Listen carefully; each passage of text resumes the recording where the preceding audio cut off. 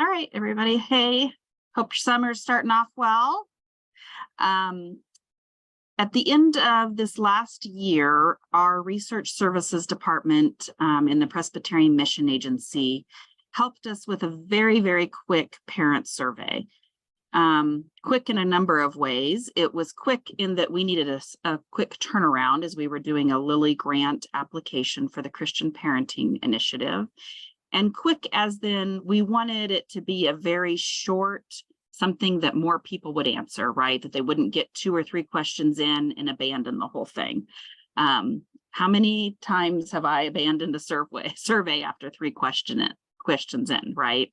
So I will say that we're going to share the results with you today just to stimulate conversation, but this was not a comprehensive research piece where we dove into multiple ways to find different parents and parenting styles and all of that. So it was really more of a quick survey of our people and try to get a pulse on what parents are needing, what parents are asking for at a particular time frame as they were coming out of COVID, where maybe faith formation at home was really emphasized in their communities too, just to kind of get a pulse on that. So that's the results that we're going to share with you today, and use that as a jumping off point to have a discussion about this. So Yada, if you want to go ahead and open up that slideshow. So yeah, again, this went out to our typical email lists of over 5,000 congregations. We did it on social media, shared in a number of ways through personal emails, and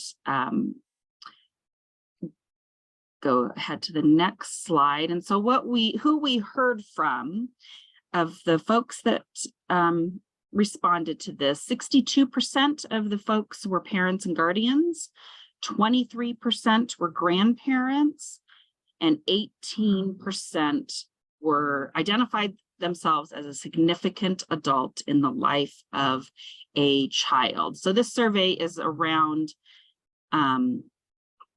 folks that consider themselves significant adults, parents, guardians, or grandparents in the life of somebody under the age of 18. So primarily living in their household. Go to the next slide. Okay, so we asked them how they were connecting. How were they connecting to their church or worshiping community?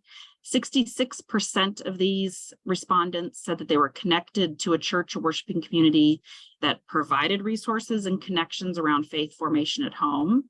So they were highly interested in answering that survey because it's something they'd experienced. 22% were connected to a church, but either didn't know about resources for home or didn't use them. And 8% weren't connected to a faith community at all, or stated that they don't have time for faith formation at home. I will say in further studies and some of our goals for reaching out in a more comprehensive way, it's that bottom number that we're really interested in, and that actually Lilly is interested in as well. Who are we not connecting with at all? Next slide, please.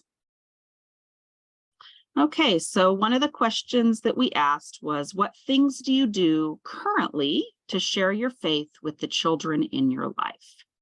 So I took some of the top responses here. 42% pray together, 40% serve together, and 33% discuss questions about God. They were allowed to check more than one answer. Interestingly to me, only 7% do devotions around church seasons. I'm wondering if that had to do with how the question was worded. Had we said, how many of you light an Advent wreath? We might have gotten a higher answer, but only 7% said they do devotions around church seasons. And 4% did a lot of writing in. And interestingly, a lot of those write-ins had to do with some sort of activity at church.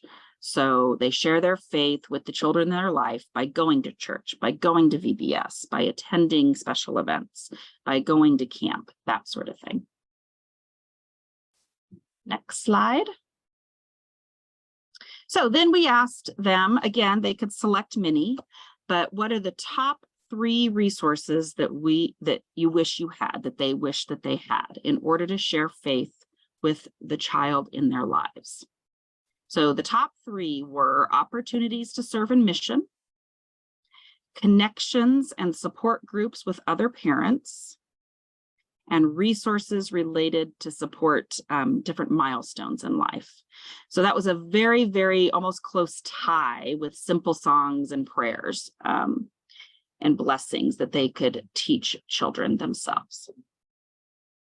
So the top 3 resources: serving in mission, supporting and connecting with other parents, and resources to support milestones.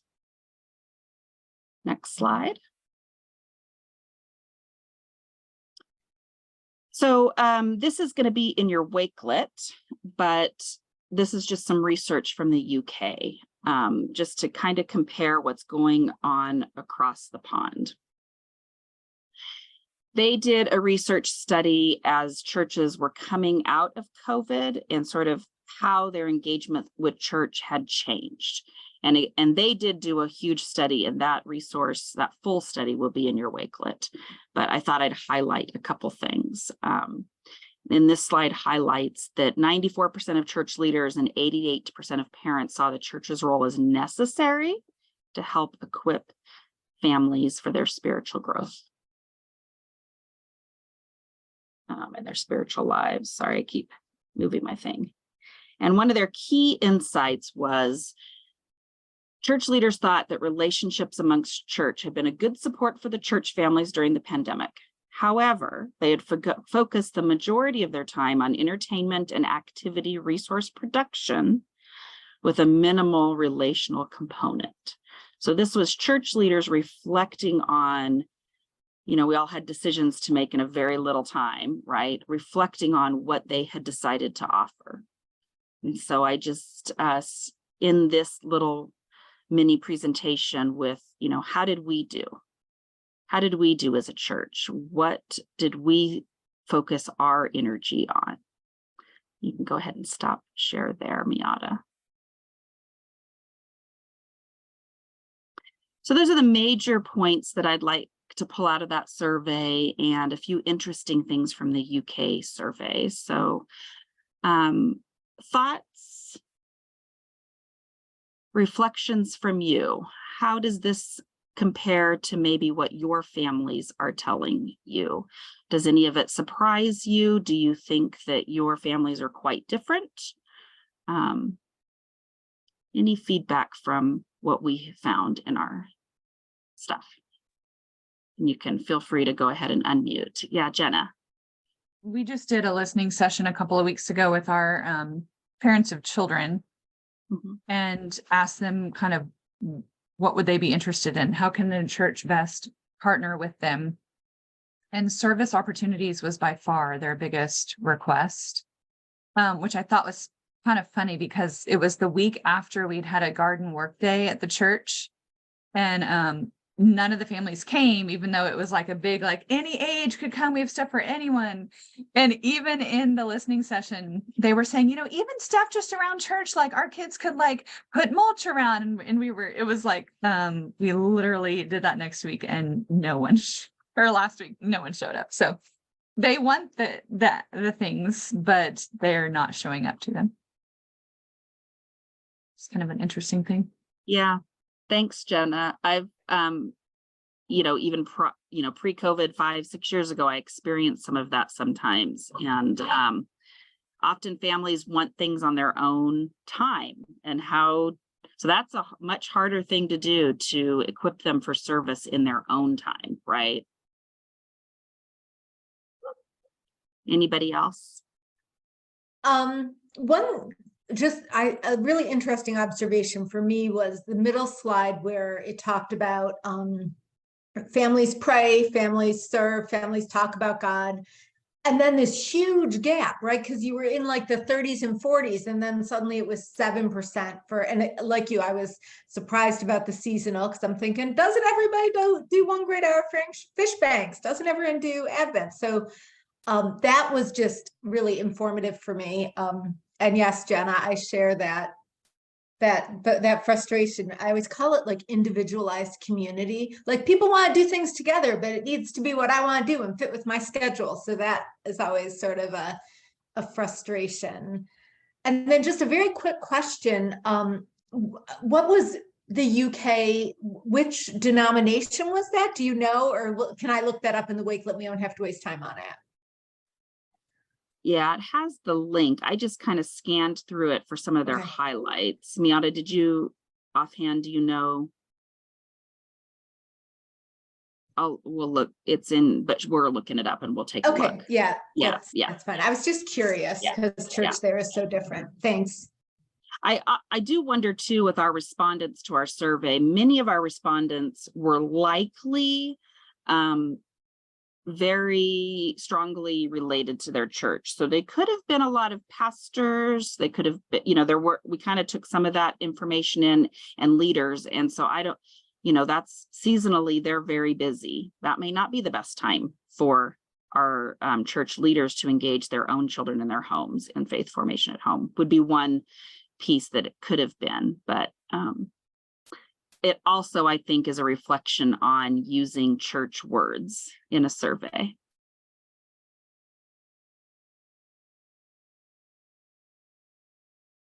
Yeah, other thoughts?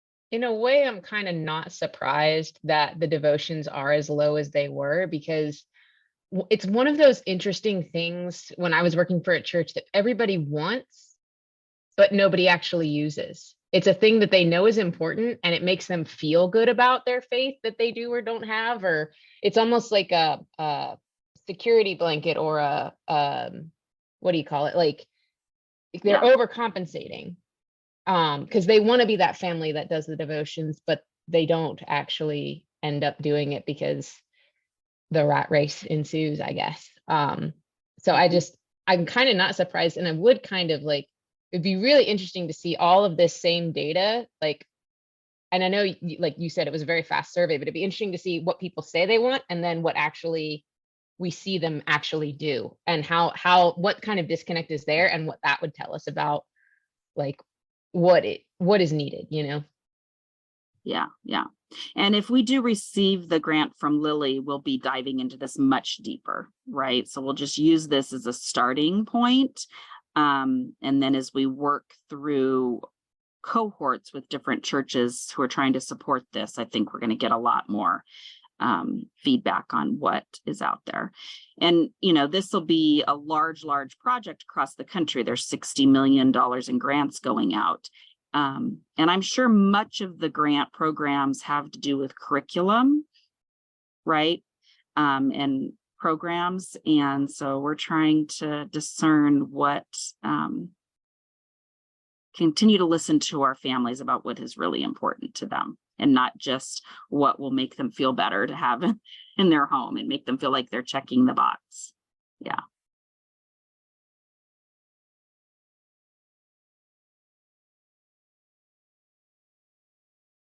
All right. So what are you all doing for faith formation at home? What is working for you? Have you continued this as you've come out of pandemic, or have you really just got the time to focus on your church programming? What's going on out there?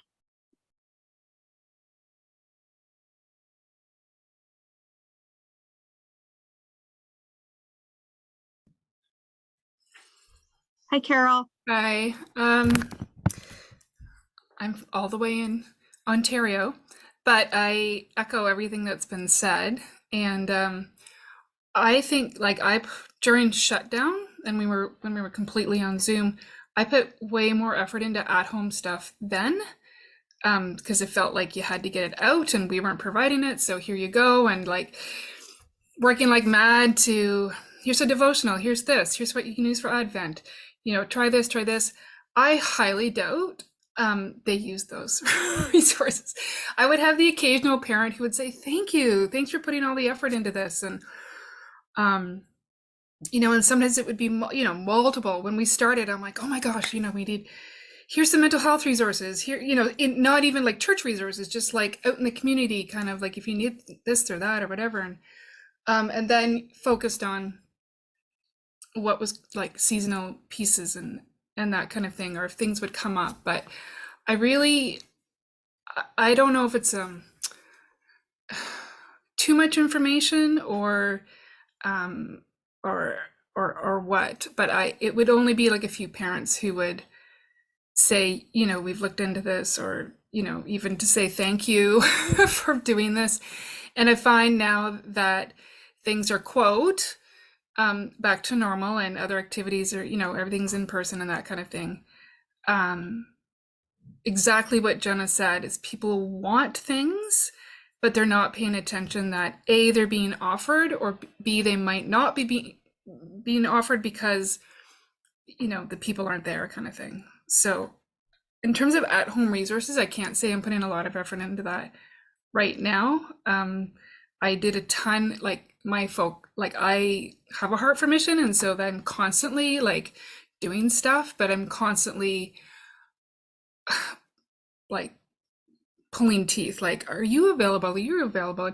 We're going to start a new program, not new, sort of rebranding our program for next year. And the parents are like, I need dates, like, a year ahead, like all your hockey dates or all your dance dates or whatever. Like, so we're going to try and do that. But to be honest, when I've put stuff out months in advance, I don't know until that week if we're available. So it's sort of, I feel like we're kind of in ranking down at the bottom. Like, if we're available, if we have nothing else to do, we'll come.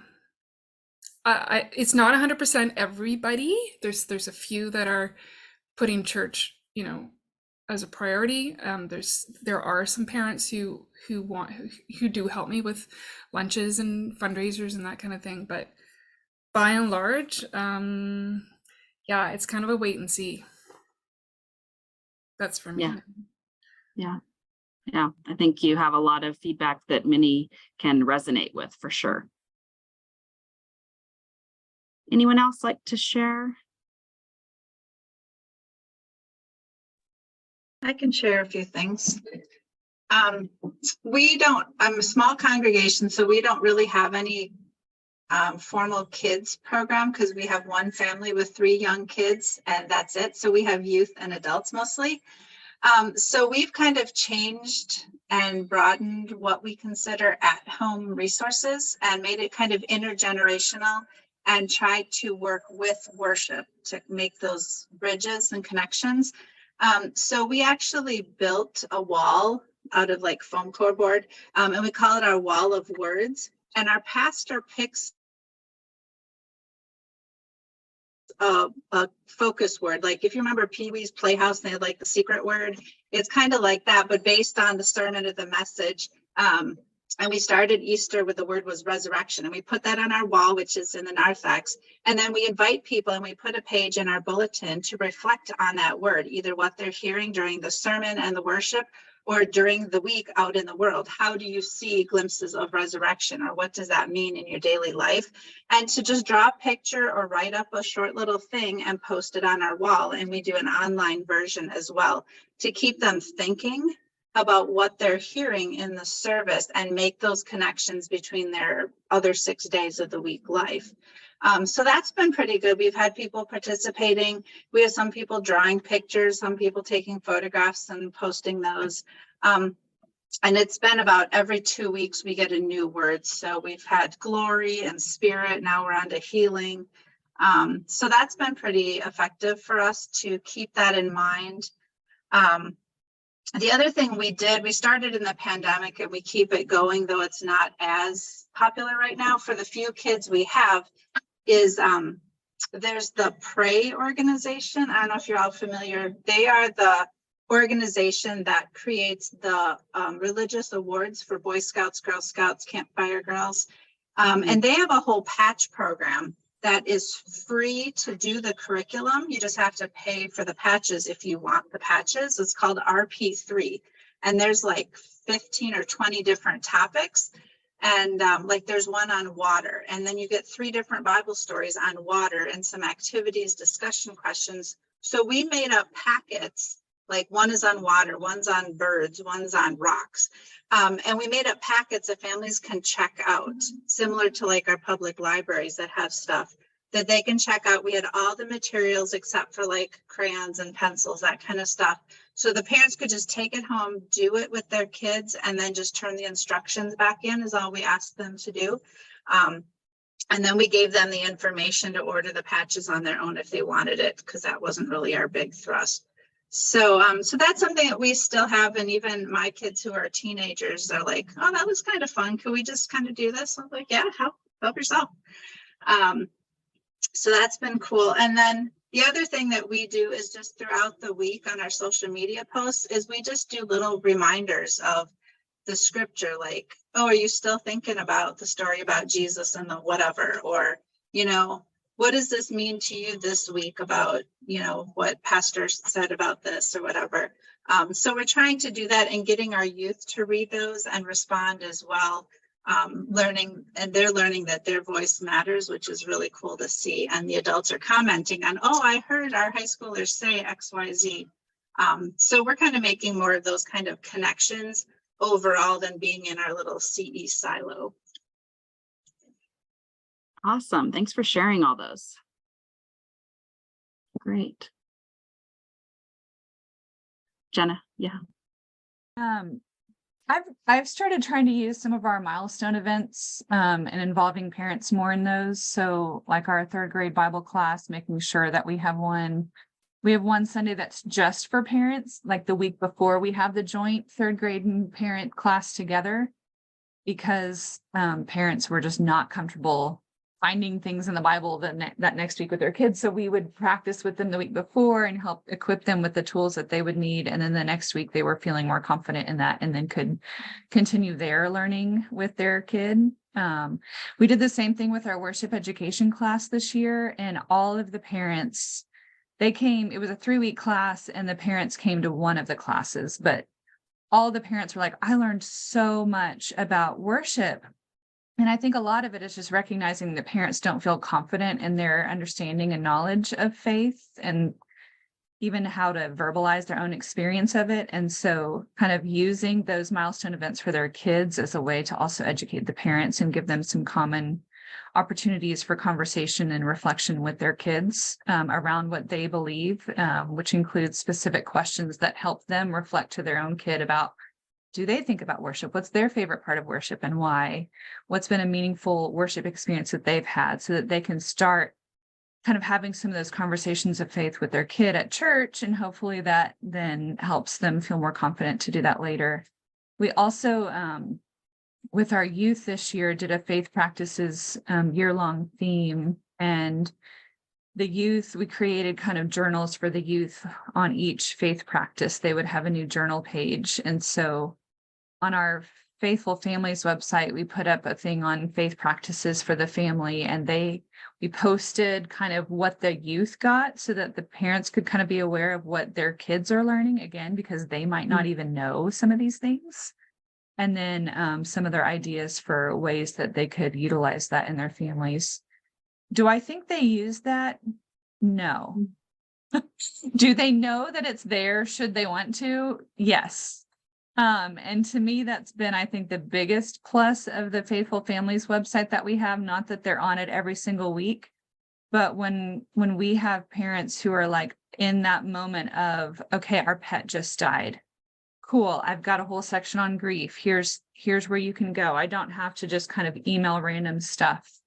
And they can have a clearinghouse that works on their own time, that's sorted through with resources that are curated and accessible to them. Yeah. Thanks, Jenna. I don't know if you would like to share with this group your Faithful Families website. That'd be amazing. I think we don't ever know when they're going to use something, which is why it's important to think about, we don't always need to be changing it up, right? We can pick some things, be consistent, because you just never know when a parent 3 or 4 years later is going to say, yeah, but I remember we used to do this and I need that now. So I think repetition, consistency, and really just some basics. I I believe that's why milestones ranked so high. Connecting, relational stuff, milestones, and the whole reason that they are involved in a faith community in the first place is most often to serve others. You know, I think we've all heard that over and over again. So those top 3 priorities of service to others, they just know instinctively that this is what they want their children to learn about.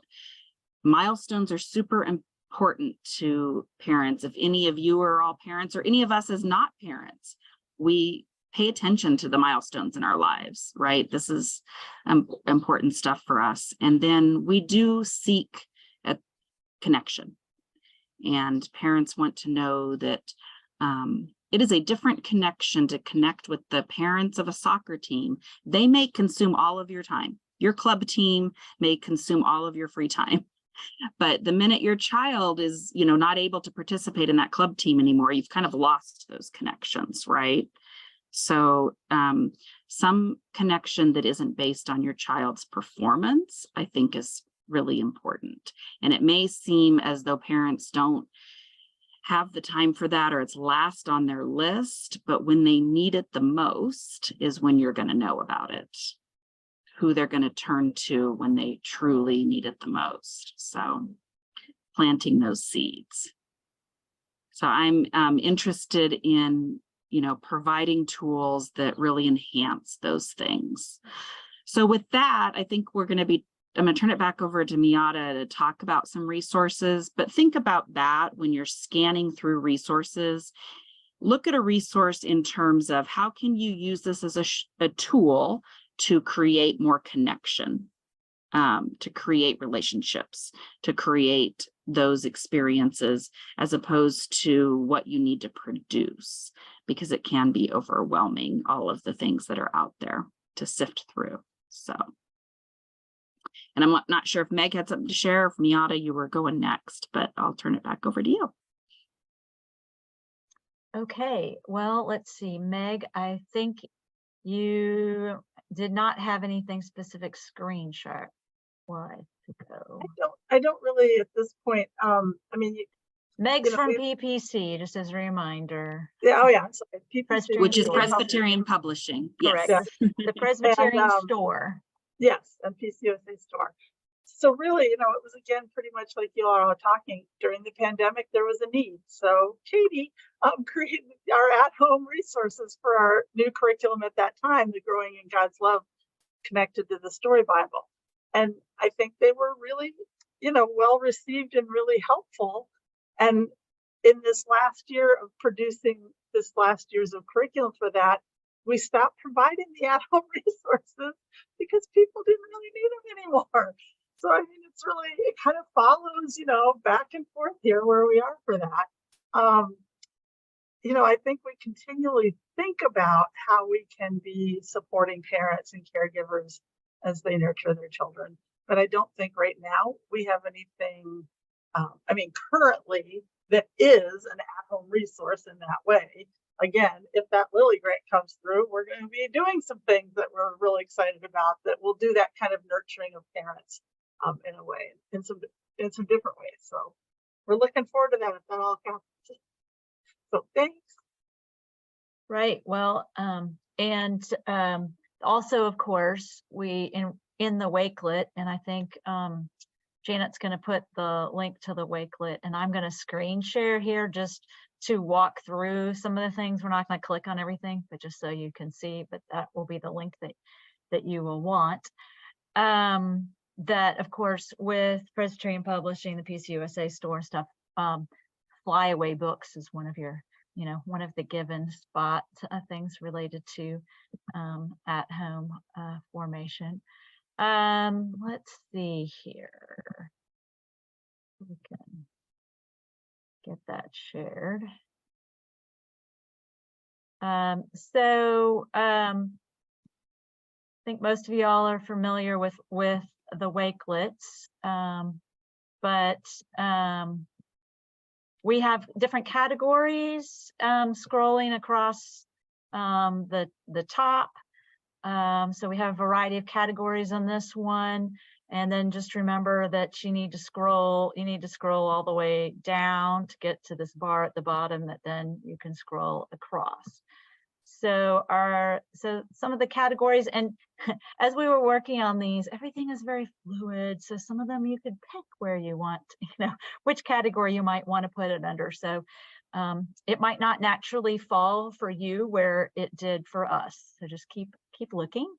So we have faith practices, devotions, podcasts, books, a few, of course, thinking about Matthew 25, ecumenical, and then we have what we're calling sort of ecumenical, which in some of our wakelets is the place where we pretty much put lots of things that are not either specific PCUSA or tied with partners in some way to the PCUSA or PCUSA leader.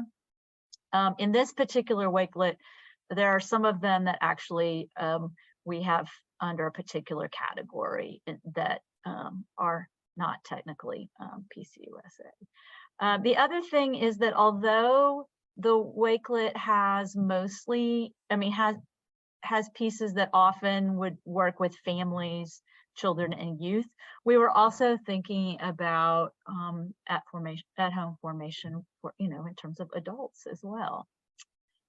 So with the faith practices, of course, we have links to the Sabbath, Sabbath practices on our faith practices toolkit out of our office, those kinds of things, and then a few of the quick sheets, things from Illustrated Ministry and such, and then with the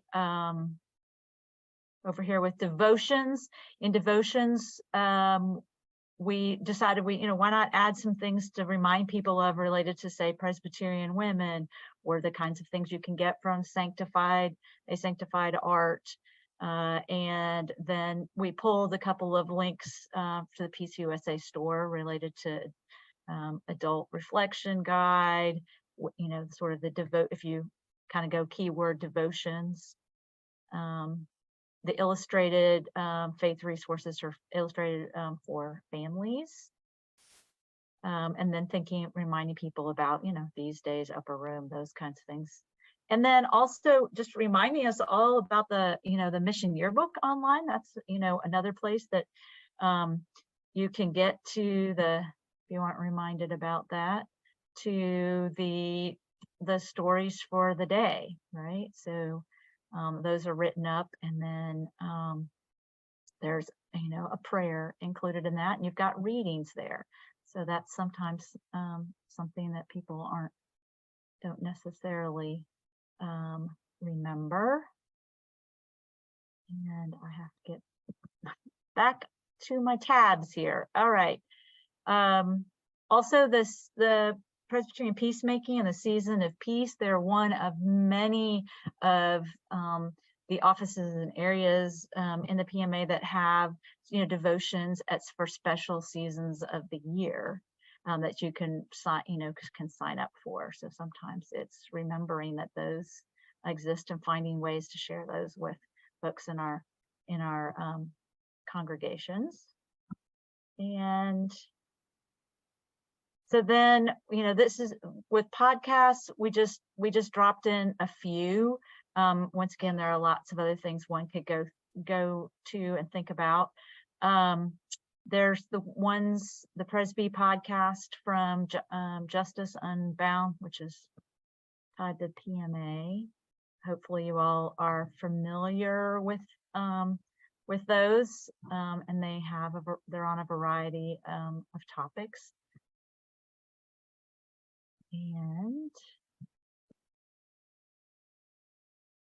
there's also a year with Matthew 25 podcast this year, and then reminders of things like whether it's Parents Take 5, 1001 Worshiping. There are some individual churches that have podcasts on different topics, so there are all kinds of things there. And then books, same thing. We could, we could start and we could keep going on all kinds of books, but there are links to things in the PCUSA store. Matthew 25, that makes me think of the comments that were made about service and outreach opportunities, but also having conversations around justice issues, of course. So reminder of links to, related to the PCUSA PDA kits. There, in the Children and Anti-Racism Toolkit, of course, there's some specific lists of books and some specific things that families can be, conversations they can be having at home, or the intergenerational mission resource roadmap.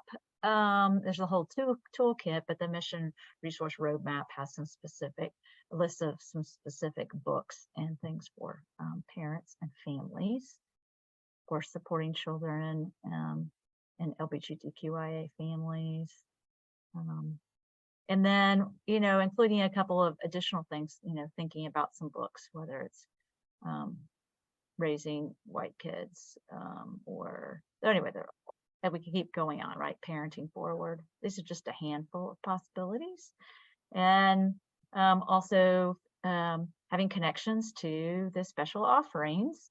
And I know that Katie is working on, how there are going to be some changes and additions to the resources in that area, and hopefully around at-home formation. And then in ecumenical one, Stephanie, do you want to say something about this the course that you listed, that you suggested that we add here? Oh yeah. Now, some of these do cost money. And of course, Jen Hatmaker is somebody that makes money from what she produces, but this was one of the ones that has recently come about for parenting LGBTQIA teens and tweens. And I trust her along this topic. And I believe it would be a worthwhile course, and know her as a progressive Christian as well. So if you have a parent that particularly would help out, it's, completely different than using some sort of denominational resource, and it's out there in like popular social media, but I think it would be a good one. Right. So, it's one of those things like where to start and stop, right? So it's just giving us a variety of kinds of things. So in the same way, so the Fuller Youth Institute, they have a whole parent resource library. So that's another, reminder.